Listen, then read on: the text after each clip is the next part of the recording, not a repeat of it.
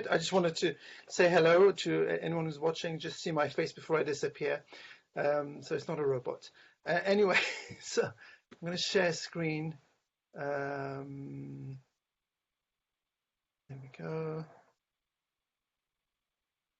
Wrong page. Excellent. So I called this talk Beyond Participation mainly because I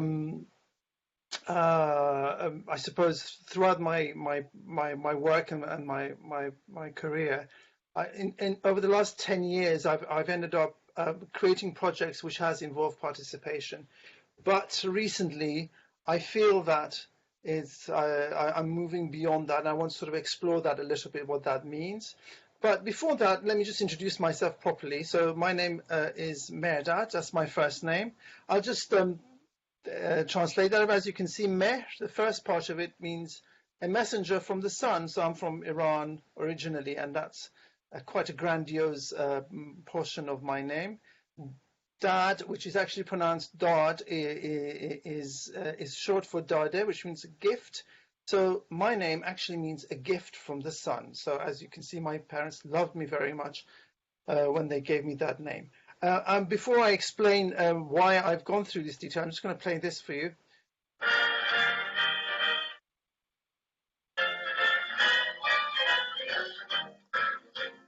Don't put your daughter on the stage, Mrs. Worthington.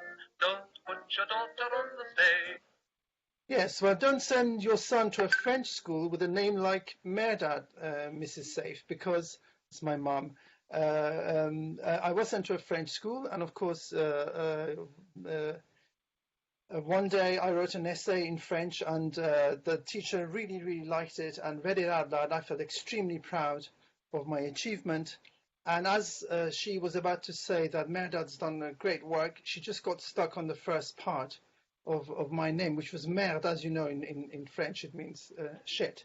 So she kept saying merde, merde, merde, merde, merde, and then, I can't remember what else she said because I was totally mortified by then. So in one fell swoop, I went from the ether, gift from the sun, to the gutter very quickly.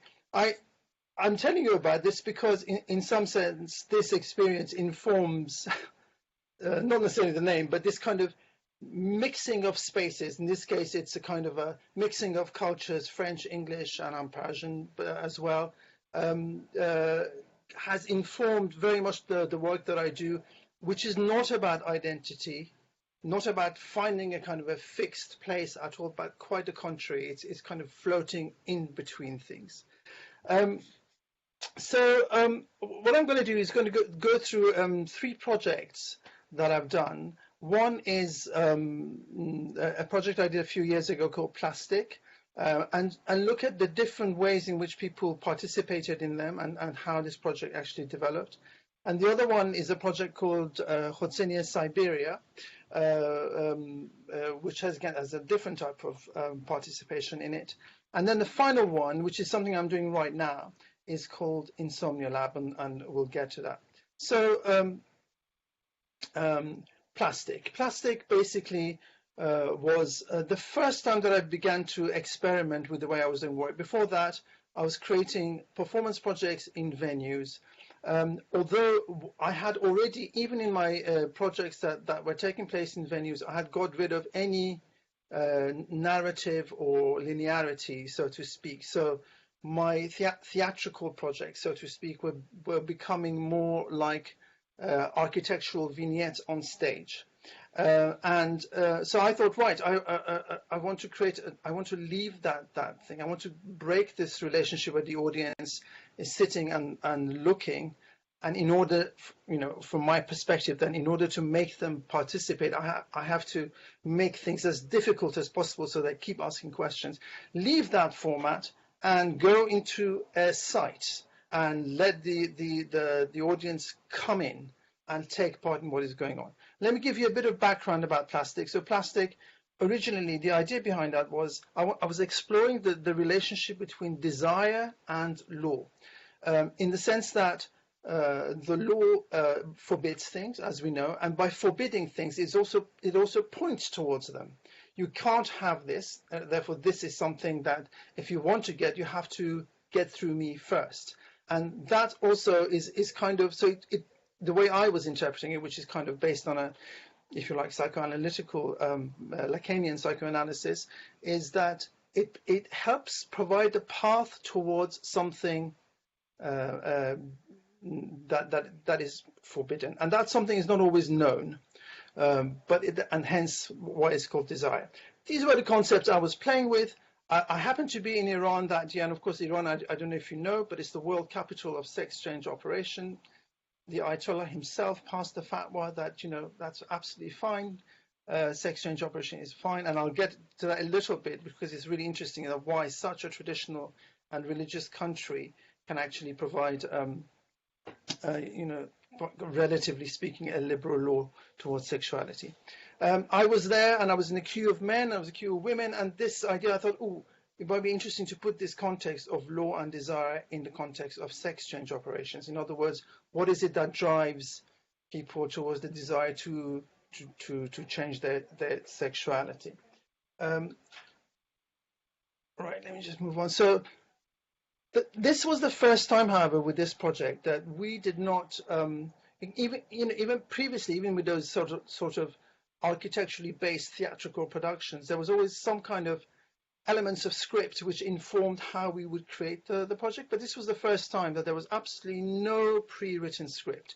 So when I talk about site-specific work in this case, it's not a case of taking a play, a story, a script, and finding a site that suits its background, so to speak, and the site then functions almost like a film location. Nothing like that. The space itself, in a way, had to become the star of the show. Now, what do I mean by that? In the sense that the space had to provide the material for us to develop this project. In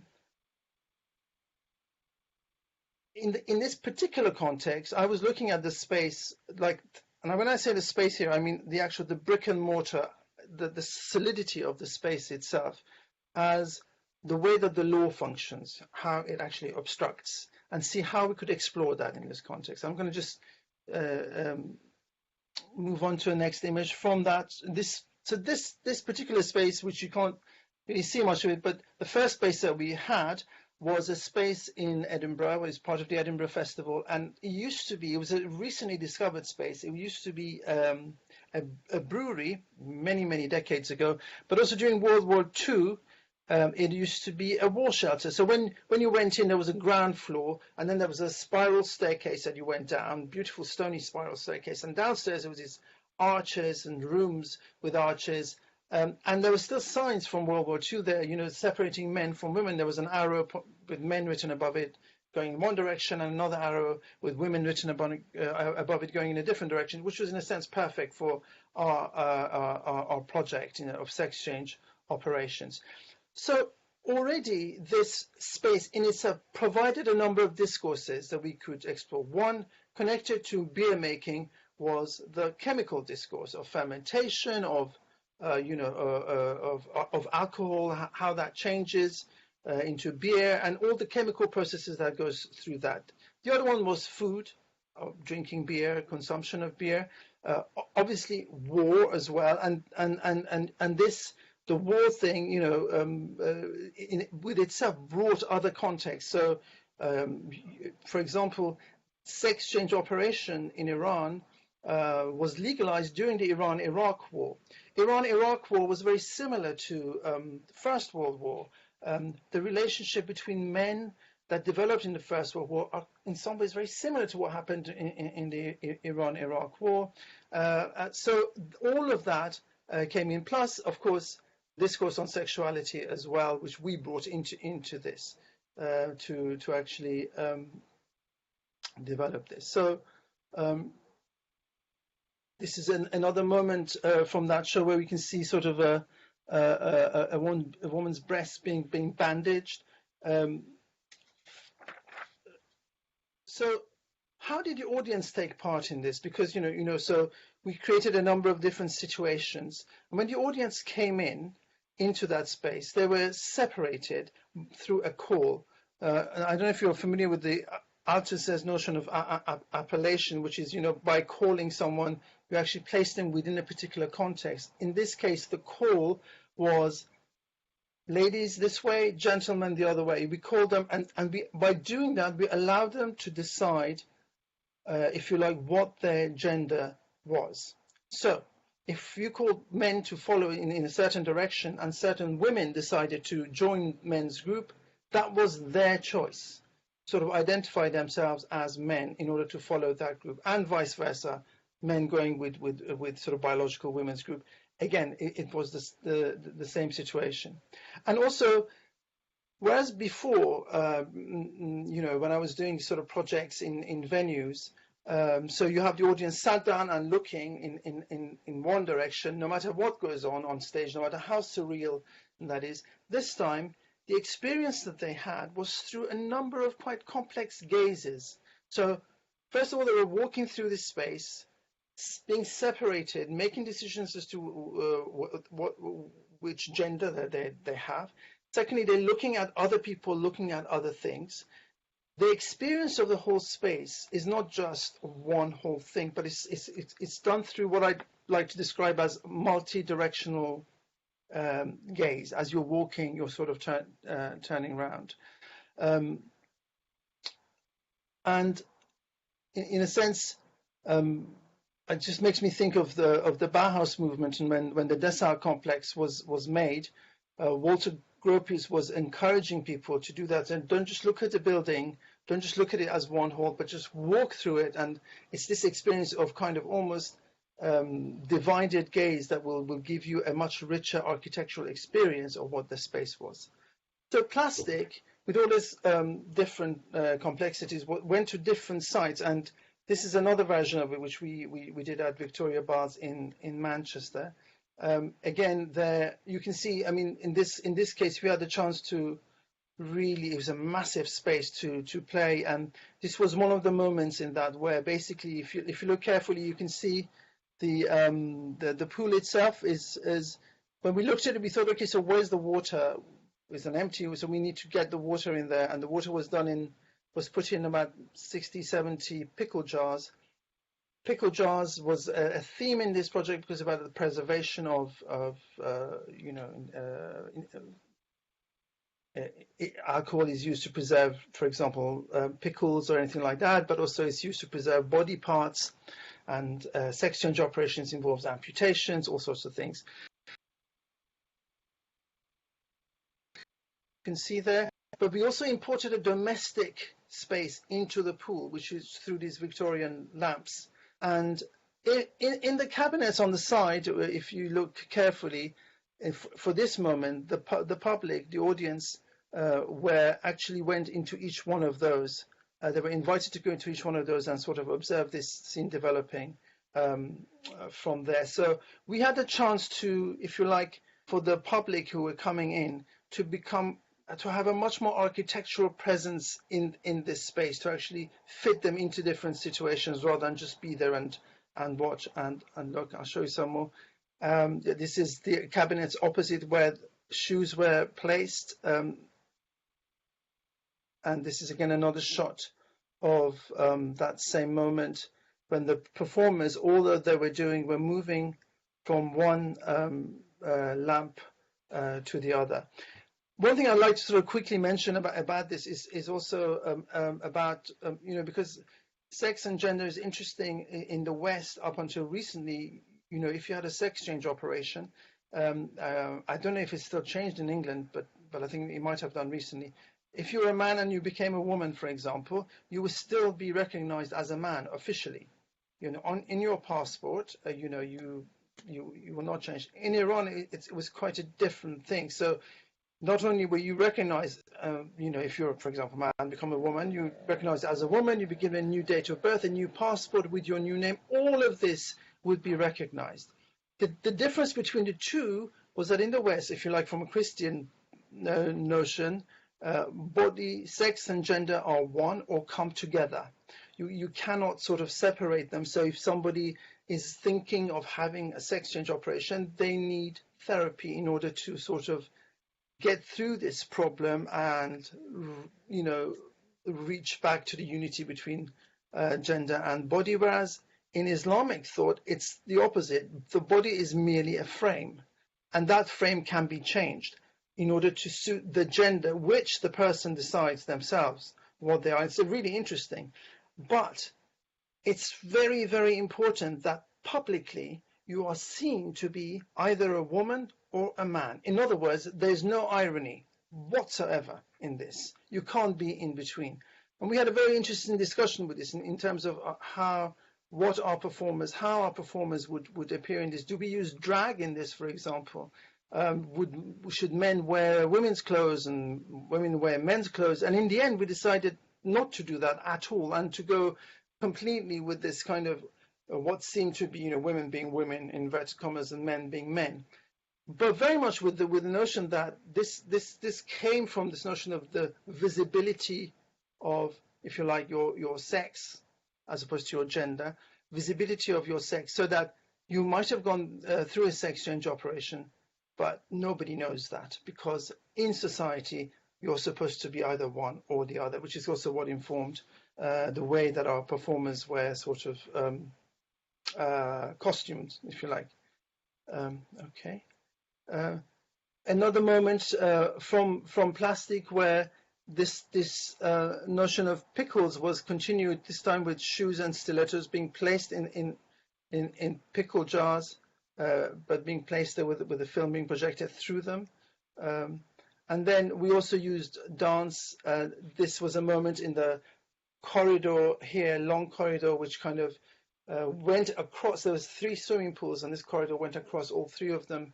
And the public were divided into, from a gender point of view, men and women at either end, watching this dance and then invading this dance. We encouraged them to come through and invade the performers. We were playing as much as we could with this. This was about 12 years ago, this project, to try to get the public both architecturally placed, but also try to get them to interrupt the situations that we had created. Right.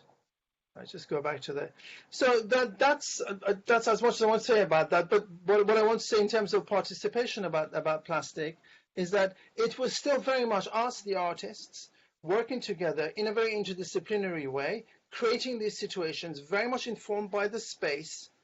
So no scripts, no pre-given scripts at all, creating the situation, bringing the public in, but still the public were the public. They were the audience. They were still at a distance from what was actually going on. No matter how hard we tried to sort of get them involved somehow, they were still kept at bay. They participated, but only to a certain extent.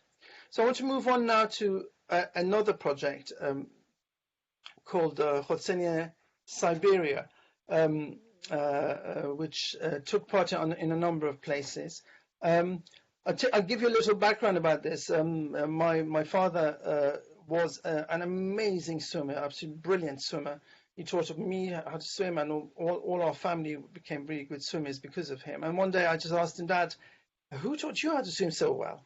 And he said, it was a Polish woman in the 1940s in Tehran, in Iran. And but she was apparently so beautiful that every time she held me up, I just got quite aroused and I had to run out of the swimming pool as fast as I could. I was a bit, instead of being thinking, okay, too much detail there, I don't want to know that. But I didn't know anything. What was a Polish woman doing there?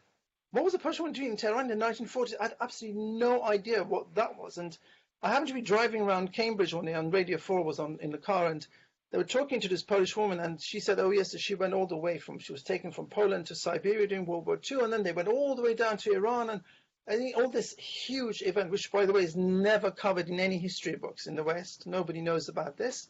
And so this became for me an obsession. So what happened to these posts? How did they end up there? And what kind of, how long they stayed, what communities they had? And I discovered, yes, this was a massive, massive thing. So Poland divided between the Nazis and Soviet Union.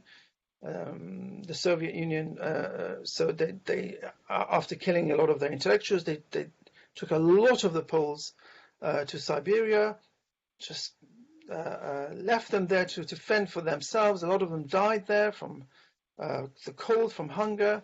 Some survived, and then when Hitler invaded Soviet Union, the Allies invade Iran, and they agreed that, okay, let's free the Poles from Soviet Union so they can come to Iran and form the Free Polish Army. And so all the Poles come through the Caspian Sea in the north, and they arrive in Iran. When they arrive in Iran, a lot of them almost die within a week because they were very ill, you know. But what they experience there, which is really, really interesting, is this hospitality and love, which is quite amazing. So this truck, and I'll go in details with this, that you see, and I just want to say, yes, you can see this is an actual photograph from that period, which was kind of one of our inspirations for the creation of this truck.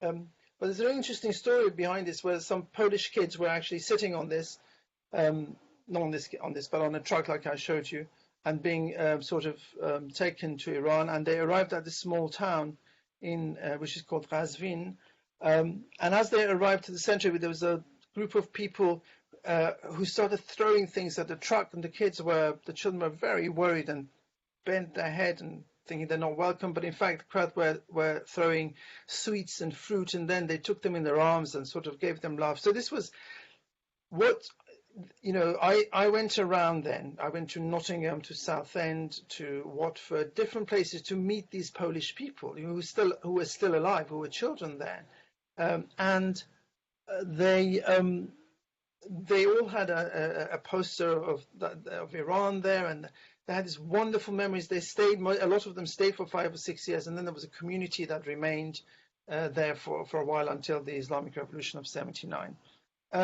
So there was, what we did with this project was to begin to sort of explore, talk to a lot of people, and then the different levels of things. So I'll go through it rather than just talk generally. So there's this truck, and I will deconstruct it for you a little bit.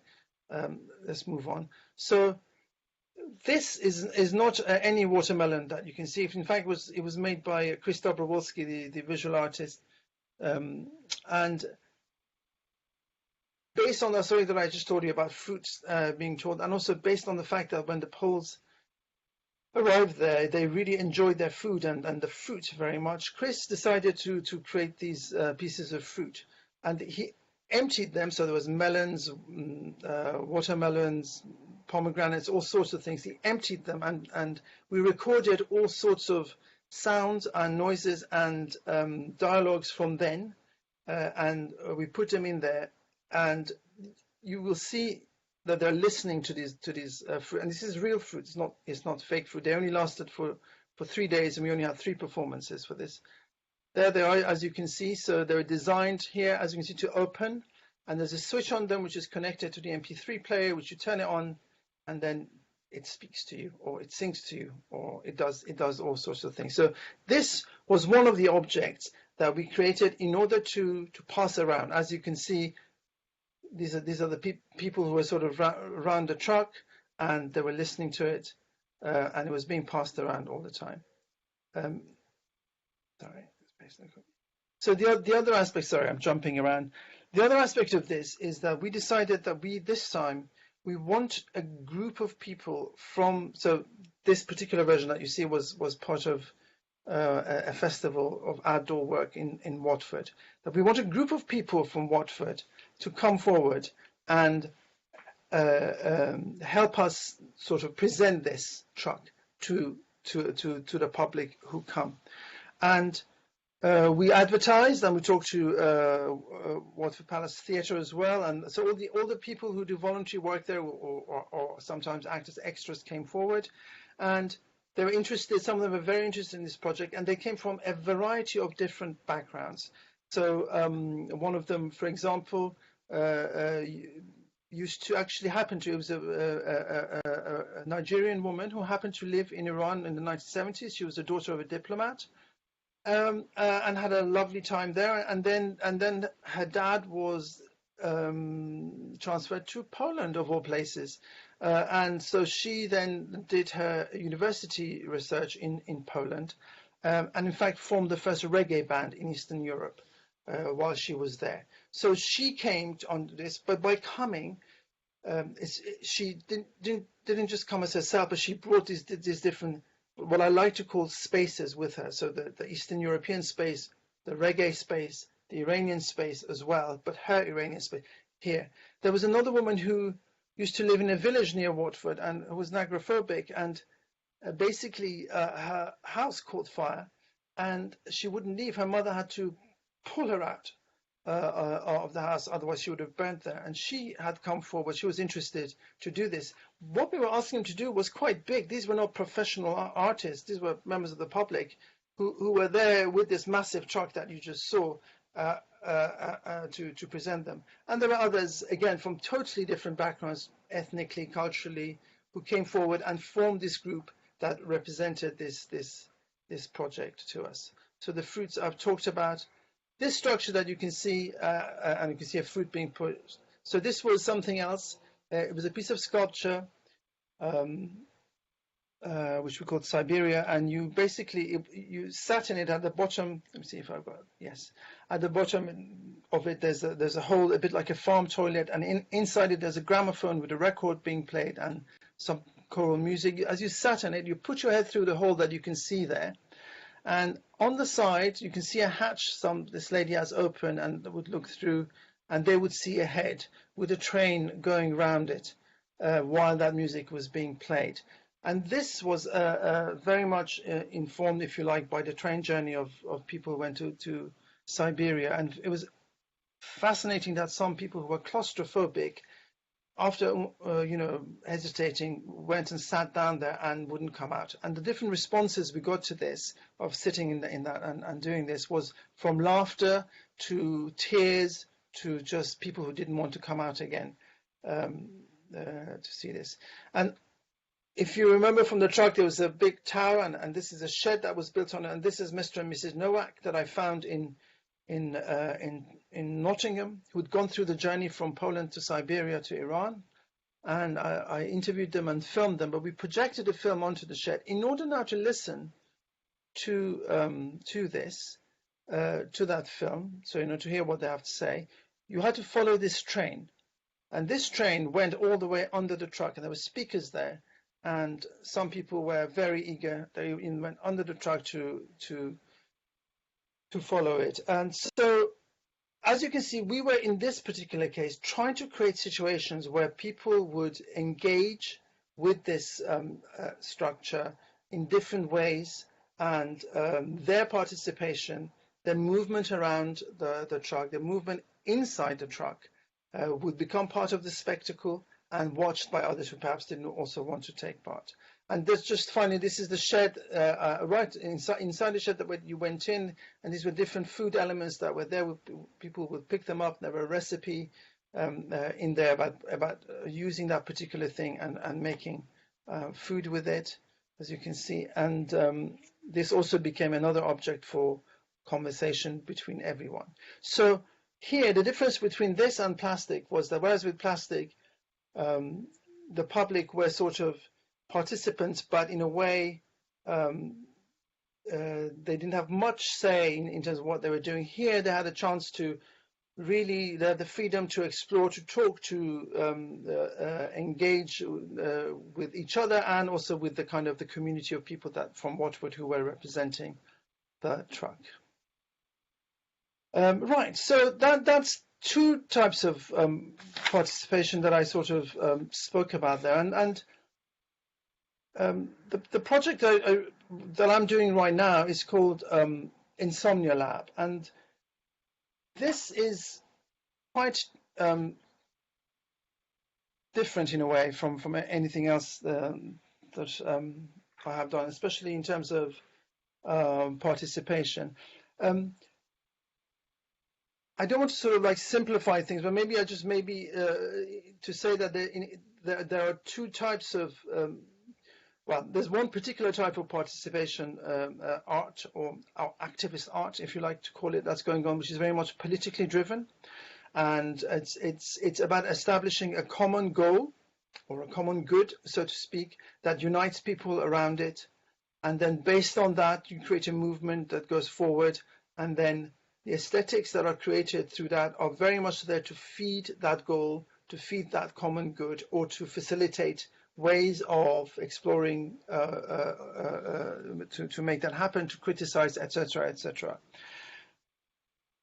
what we've been doing at 30 Bird, in a way, and without being critical, is just saying we're doing something different to that, both in the projects that I just explained, but also especially with Insomnia Lab, is to not to have a goal, not to identify a common good as such in order to create an artistic work. So with Insomnia Lab, we identified something called insomnia, which came out of a short story that I had written, and I thought, okay, well, the common theme is here, insomnia. But it's it's a bit like Hitchcockian MacGuffin. You use an object or a theme as an excuse, if you like, to get to something else. What's interesting about insomnia is that insomnia is like a symptom. So people who suffer from insomnia can't go to sleep. They're stuck with something that persists and persists and persists. They don't understand what it is. They can't get over it. They can go crazy from it easily. Or the most difficult questions that they've avoided in their lives tend to come up. So I've spoken to a lot of people now who've suffered from this. So what we did, in order to start this project, we create what we call a dream room. And the dream room was a simple space where, if you like, I'll show you this image, which was in the early days. It was a bit theatrical for my liking, really, but we can see a man with the pajamas behind the camera, and the man who was going to ask questions. So with the dream room, people came in, they sat on a chair, there was a man in the bed, and they would get up behind the camera with their permission, spend 10-15 minutes to talk to them about insomnia, their insomnia, if they want to say anything. So we had a group of people, who came. We did this at a festival, but we then pursued this, and we sent them emails. They had to sign something or provide information for us if they wanted to, and then we pursued them after that. We sent them an email, say, following your conversation, we would like to talk to you more, and if you're interested, to get into more detail about your particular case. And some came forward for that. And this time, the sort of meeting that we had with them was a one-to-ones, very detailed meeting where they started talking about their situation in great detail, about their ideas, their personal situation, and the stories behind it, the times, etc., etc. Following that, what we did as an experiment, we brought these different people who had never met each other before together in a group, and in that group to see if they can share their thoughts and ideas, but very much with the proviso that we are here to create an arts project, right? We're not here to cure insomnia, okay, because we don't want to do that, and we're not here to sort of find some psychological help, although if that's a side effect, great, but we're here to use all this moment when things just got stuck, right, as a way of creating an arts project. And initially we said we're looking at creating a film and also potentially a live project. And so what's been really interesting about this one in terms of participation is that without so this, I think, for me, it's essential. So without identifying a common goal, right? There's nothing that per se united the people who came and sat around, like, other than they all had suffered from insomnia. That's it. This dialogue started, and they were then encouraged to create, images, ideas, anything at all.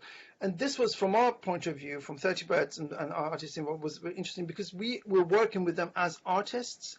They were no longer audiences, participants as such, as defined previously, and it also meant that you kind of create a new type of aesthetics, because whatever they come with, whatever they present, whether we think or I think or whoever else thinks, oh my God, this is horrible, it's totally immaterial. You have to work with what they're actually bringing and try to put to see where it goes. So this is the Philippe de Certeau, French philosopher, it was a wonderful term for spaces, which he calls the interpenetration of spaces, so to speak. These are people coming from totally different backgrounds, bringing totally different ideas, images, stories, seemingly totally unrelated, but by putting them together, this interpenetration of spaces begins to take place.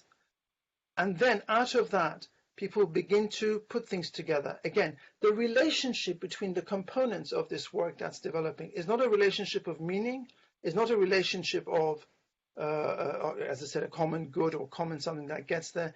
It's relationship between different signs. So, for example, we have a film of a young girl saying something, and one of them puts the soundtrack of a tennis game being played on top of it. And okay, what is that exactly? And etc. etc. Different sorts of things being put together, and slowly and gradually it's beginning to develop and turn into an art project. Now, what's interesting about this way of working is that you begin to discover common things within this process of not knowing where you're going, so to speak. You begin to sort of see connections between signs which you would not have found if you had already assumed what your goal and objective is going to be. So one of the preconditions for this way of working is to give up your specialism, is to give up your knowledge, so to speak, or what you're familiar with, what you're used to, what you identify with, even, for example, this in history of art or history of aesthetics, that to be prepared to give that up and to work with people and see where that takes you. So this is a very, very fresh project. We've been at it for, well, just over a year, but because it involves a lot of very slow talking to people and bringing them on board and forming different groups, and out of that creating these processes, it's a very, very slow process. So I would say that, just to stop at this point, but is that in a sense, when I say the reason I wanted to call this chat with you guys the beyond participation is because I felt that in a way, this way of working is, I don't want to call it participation as if we are here with something that people are participating in, but it's actually something that is being created together, but it's not politically motivated in the sense that there's a political aim, and it's purely experimental, and we'll see where it's going to lead. I think I'll stop there.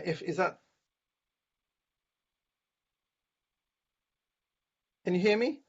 Yeah, thanks so much. I'll just unmute everyone. Okay. Cool. And should we go to gallery view for questions?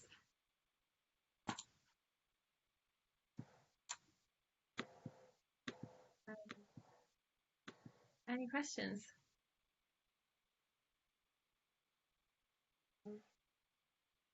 I was going to ask you, Mehrdad, what do you think is the most surprising thing that's come out of your conversations that you've had as part, or like the kind of engagement side of your projects? Is there anything you could like highlight as something that's kind of most different to what you expected at the start of going into a project? Oh, well, yes, plenty of things. First of all, I didn't expect. I hoped, but I didn't expect that people would begin to engage artistically in such an interesting way with their ideas, and also, but in dialogue with others. So it wasn't just, I'm just going to create my things and here it is, and you put it together. It was very much constantly in dialogue with each other, and being prepared also to take risks and to engage in creating stuff, and taking criticism. And by criticism, I don't mean, oh, well, here I am, the knowledgeable one, I'm going to tell you what's right and what's wrong, but engaging in a critical dialogue, so to speak, all amongst the group, and being prepared to discard things and go forward. I'm not saying we've had people who've dropped out, for example, because they found it too much, got too close, but that's part of the process.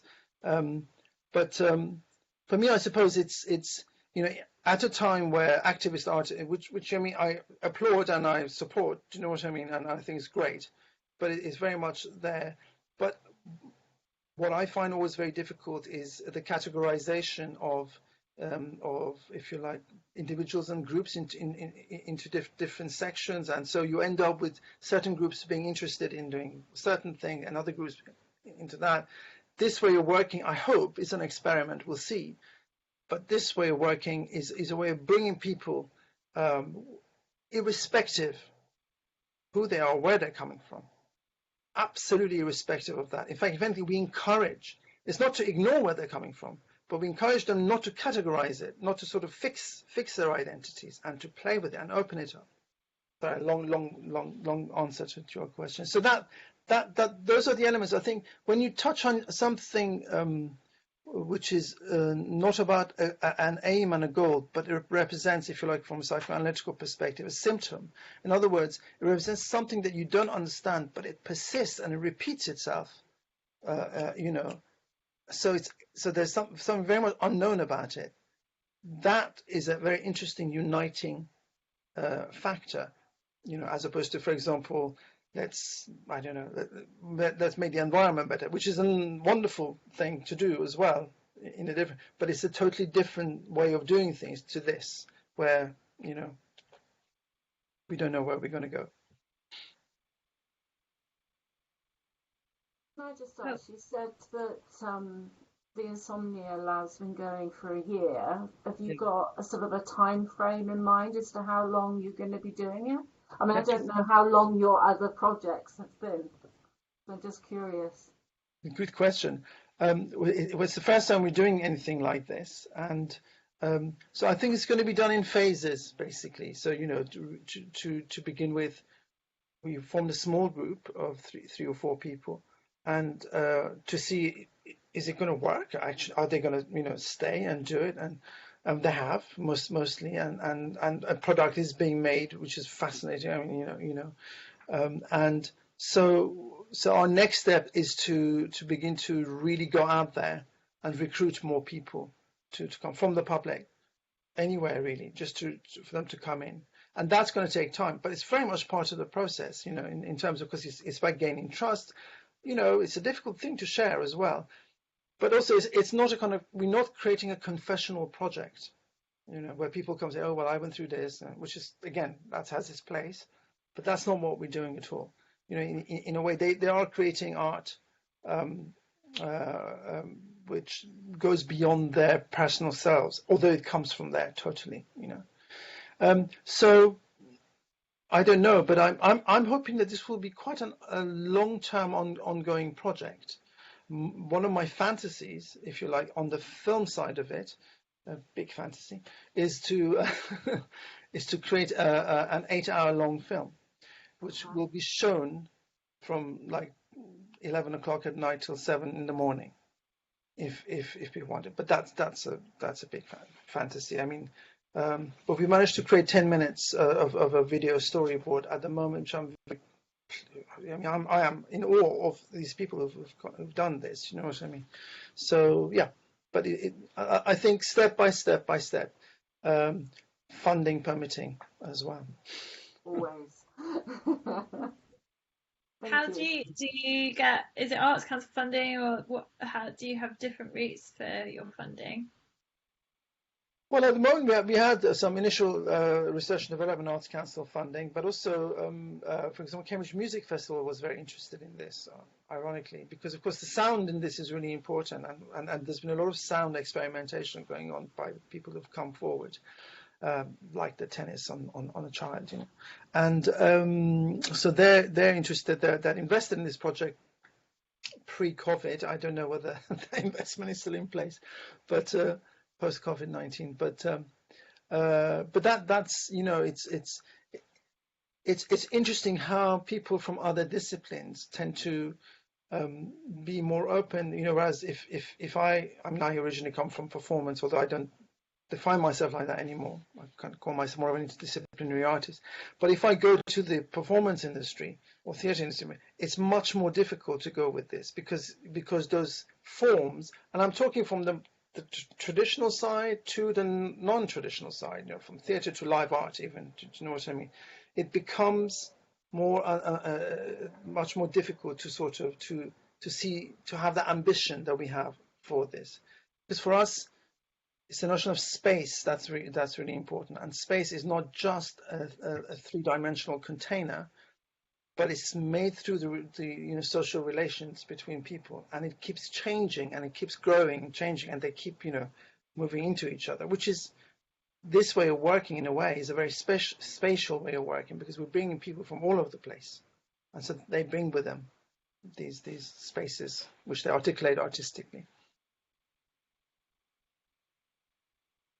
And in terms of obviously interacting with the public, but the project I know you best for originally was thinking about a very, very specialized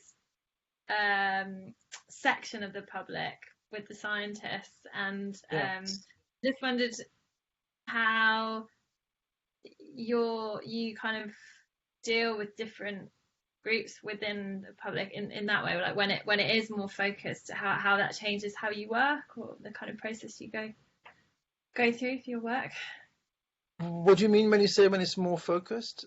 Oh, you mean like with the scientists, for example? Yeah, or if it's if like when it's less kind of that you're encouraging everyone from a particular area or a particular place to take part, when it's more kind of focused, it's still the public, but it's maybe focused on a particular demographic, or a kind of, in that situation it was obviously a public space technically, but it was the scientists working in that building. Did that change your process?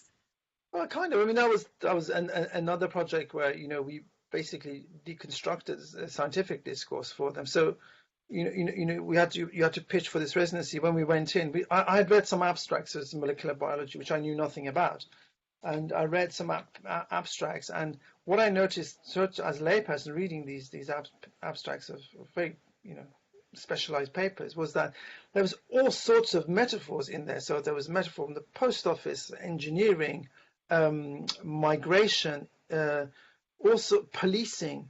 They were using these kind of metaphors left, right, and center in order to explain things. So when we pitched for our residency, which we got in the end, we very much said the everyday is very much within the work that you're doing as specialists. And here are examples from your own papers, right?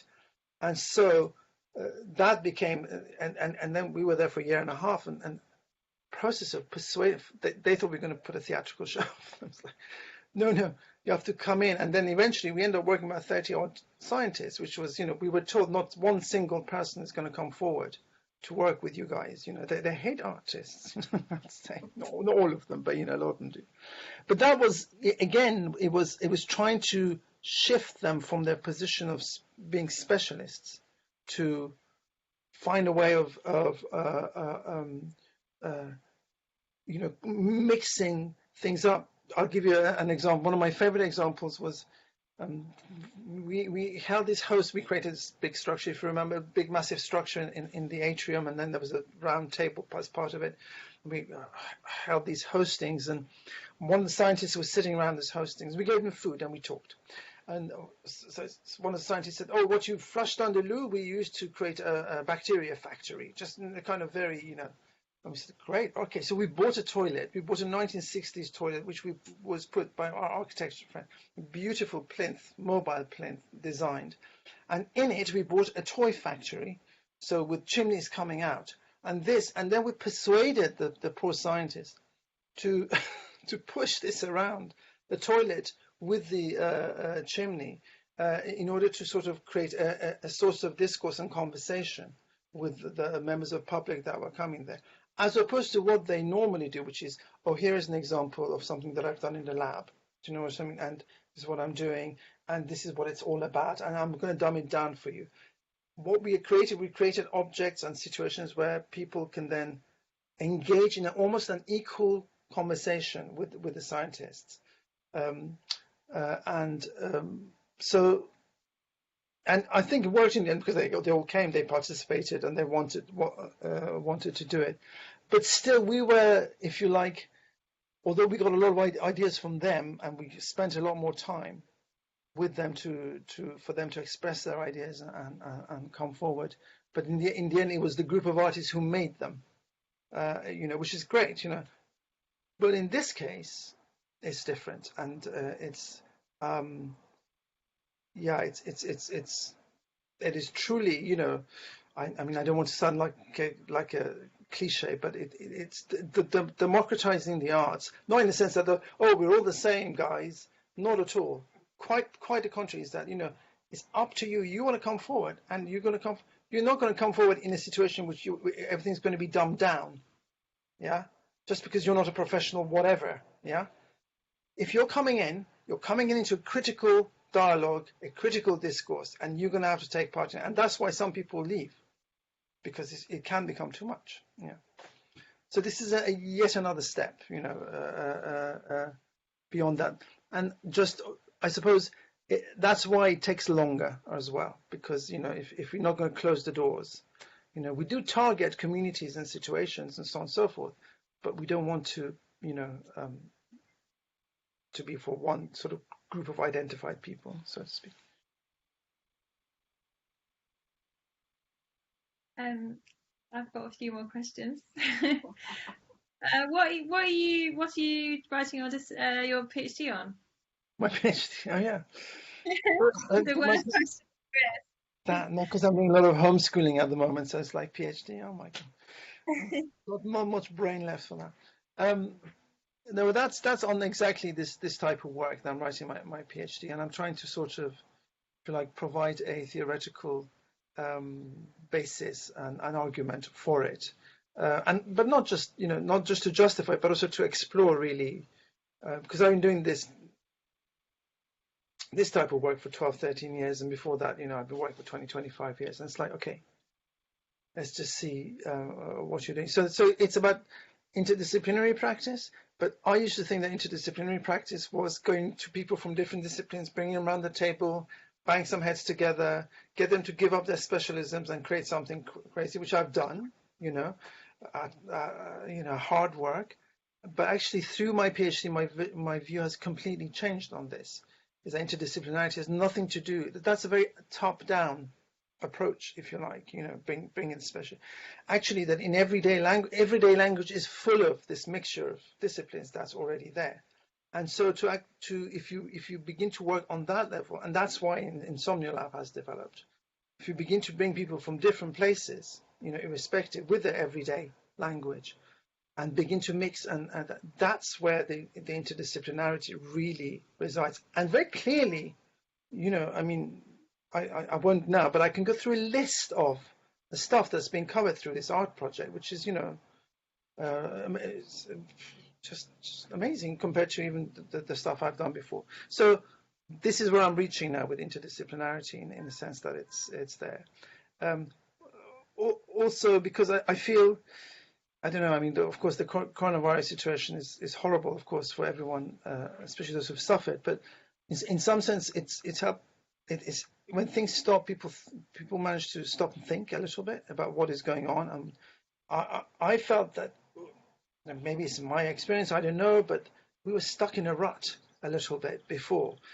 These, you know, art industries are there, pom, pom, pom, pom, pom. You know, these set forms are there. You are create within those forms, and you produce something else. You know, I can talk from my own side, which is the performance. I was just completely losing interest. And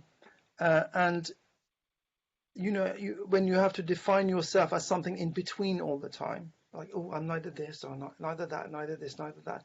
It's kind of symptomatic of perhaps something being a bit not working elsewhere, or something become a bit habitual or the same. So,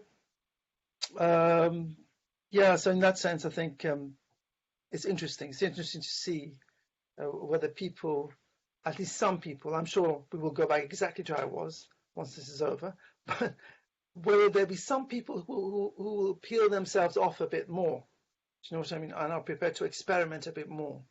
And also, as much as I really support political activism and people who are doing those wonderful things that needs to be done, especially in the current climate where we are being ruled by, I don't know what word to use. But I also, languages, surely you can think of one. Yeah. 3 languages is not enough to describe the type of people. But I also think there's a danger that if politics and political activism takes over completely. Part of my thesis is to argue for aesthetics being more radical than politics, enabling people to question things. That's part of what I'm trying to say, I suppose, which is why not having a goal, putting the common good to the side is important. Cool. Thank you. I did have one more question, but does anyone else have a question for? Probably the last question. That might be a good one to leave it on because it's quite a nice round circle from the thing that you started with, which was describing the breakdown of your name. I just wondered, and I've probably wanted this for quite a long time since we met, but never actually asked you. Why 30 Bird? What's the reason behind the name for that one? Is there 30 Bird stuck with us? It's not a name I would choose now, but actually it's really interesting. It goes back to a very famous Persian epic poetry conference of the birds, but that's become part of the Sufi literature, which I'm not one. But what's the way I interpret it? The story is the story of the hoopoe who kind of turns to this flock of birds and says, "Look, we can't call ourselves a flock of birds without having a leader." And says, "Well, who's the leader?" And they say, "Well, it's the Simorg in Persian means 30 bird, which is supposed this mythical bird who is very wise, as the answer to everything." And he says, "Yeah, but where is this bird? Where is it?" "Oh, well, we have to go and find it." So he spends about 2,000 pages convincing each single bird to give up their daily pleasures, so to speak. And then they fly to look for 30 bird, go through many adventures, never find it. But what they don't realize is there's 30 of them flying, looking for 30 birds. So in the action of flying and looking, they become 30 bird without ever realizing it. That is my interpretation, I have to say. Because I like the not knowing aspect of it, you see, where you act, but you don't know. And then something happens. That's where it comes from. Brilliant. Thank you. I think we'll probably leave it there. Thanks. Should we give Mehrdad a clap? Thanks so much. Recording has stopped. Thanks so much. Sorry it was a quiet audience. I feel like people